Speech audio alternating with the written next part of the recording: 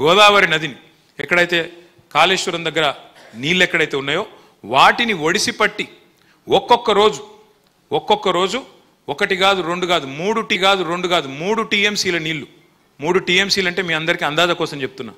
మీరందరూ tank bund చూసే ఉంటారు, హుసేన్ సాగర్ చూసే ఉంటారు. హుసేన్ సాగర్ కెపాసిటీ 1 టీఎంసీ అంటే రోజుకు 3 హుసేన్ సాగర్ల నీళ్లను మేడిగడ్డ కాడ పట్టుకొని హైదరాబాద్ దాకా తీసుకొచ్చే బృహత్తరమైన ప్రాజెక్టే కాళేశ్వరము. ఆ మార్గమధ్యంలో తమ్ముడు చెప్పినట్టు 15 గొలుసు కట్టు రిజర్వాయర్లు, 1 కాదు 2 కాదు 15 గొలుసు కట్టు రిజర్వాయర్లు. అందులో ఒక్కొక్కటిగా చెప్తూ వస్తే 15 రిజర్వాయర్లు, 19 సబ్స్టేషన్లు, 21 పంప్ హౌజులు, అట్లాగే 100 కిలోమీటర్ల సొరంగ మార్గాలు, 1000 కిలోమీటర్ల ప్రవాహ కాలువలు, వాటి సమాహారమే కాళేశ్వరం. 3 బ్యారేజీలు మాత్రమే కాదు, ఇవన్నిటి సమాహారం కాళేశ్వరం.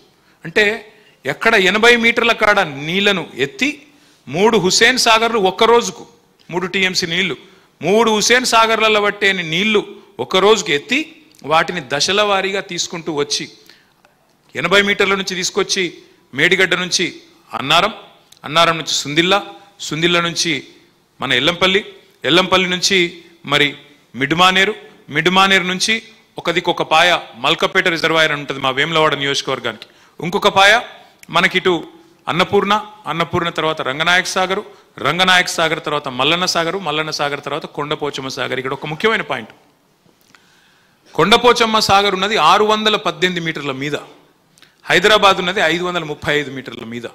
అంటే హైదరాబాద్ నెత్తి మీద ఒక కుండ పెట్టినట్టే. ఇంకా ఈరోజు హైదరాబాద్ జనాభా 1 కోటి అయితే భవిష్యత్తులో 3 కోట్లకు పెరిగినా ఇంకెంత పెద్ద నగరమైనా ఎన్నటికీ హైదరాబాద్లో మంచినీళ్లకు గోస లేకుండా చేసే ఒక వరప్రదాయిని, ఒక కామధేనువు, ఒక కల్పతరువు ఈ ప్రాజెక్టు కాళేశ్వరం. అంటే కాళేశ్వరం ద్వారా కేవలం రైతులకు సాగునీరు మాత్రమే కాదు, హైదరాబాద్కు తాగునీరు మాత్రమే కాదు, వేల గ్రామాలకు మధ్యలో తాగునీరు మాత్రమే కాదు, పెద్ద పెద్ద కంపెనీలకు ఈరోజు ఇండస్ట్రియల్ కన్సంప్షన్ కోసం కూడా వాటర్ ఇస్తున్న ప్రాజెక్టు కాళేశ్వరం. కోకాకోలా అనే ఒక కంపెనీ వచ్చింది నేను మంత్రిగా ఉన్నప్పుడు, పరిశ్రమల మంత్రిగా ఉన్నప్పుడు.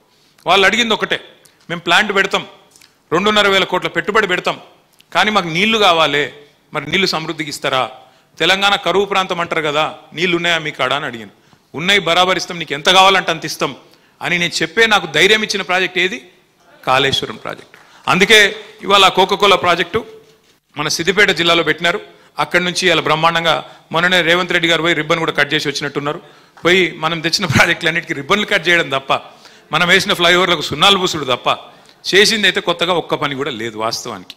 ఇంకొక మాట దయచేసి మనందరం కూడా గుర్తుపెట్టుకోవాల్సింది, ఇవాళ కాంగ్రెస్ చేస్తున్న దుష్ప్రచారం కాళేశ్వరాన్ని కూలేశ్వరం అని.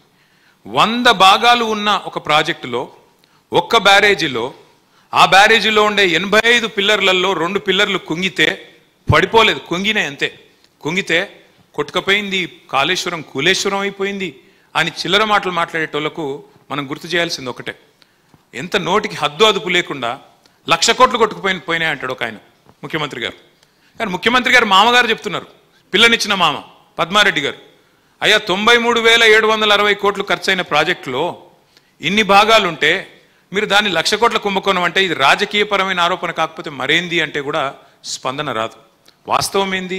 ఆ 3 బ్యారేజీలు, వాటితో పాటు 15 రిజర్వాయర్లు, వాటితో పాటు 19 మన సబ్స్టేషన్లు, 21 పంప్ హౌజులు, ఇన్ని కాలువలు, ఇన్ని సొరంగ మార్గాలు, వీటన్నిటికీ కలిపైన ఖర్చు, భూసేకరణతో సహా అన్నిటికైన ఖర్చు 93,769 కోట్లు.